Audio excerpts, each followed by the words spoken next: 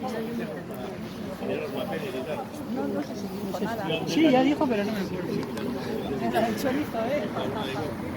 Sácame así. Es que faltaba el del chorizo.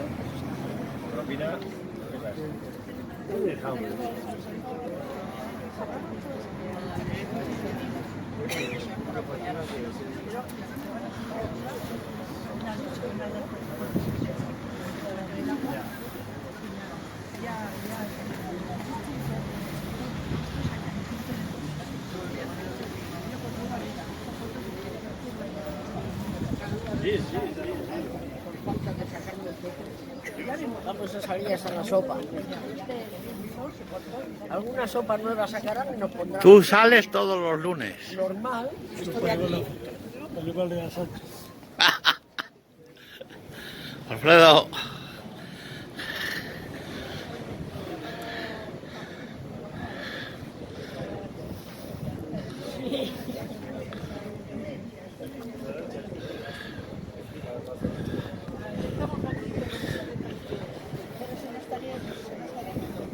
Sácame de aquí que no.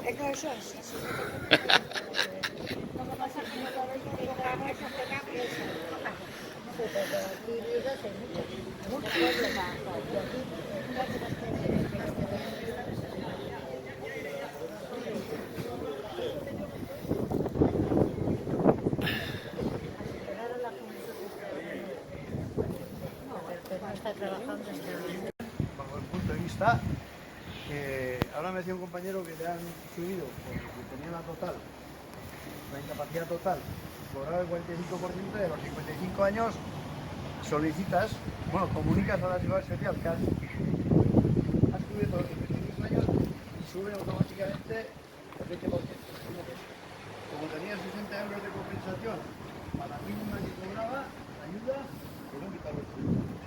Y mientras nos dan noticias de que de las pensiones vitalicias, de los que dedican su vida, que son unos años, no su vida ni por el forro, y tienen unas pensiones vitalicias de la leche.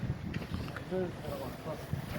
Entonces, si siquiera por superar esa la pena, pero que tienen el riñón bien cubierto, yo creo que tenemos que estar ahí para, si algún día se nos ocurre alguna otra acción más, que se vea algo más, no sé, que se puede ocurrir a cualquiera, pues tendremos que seguir.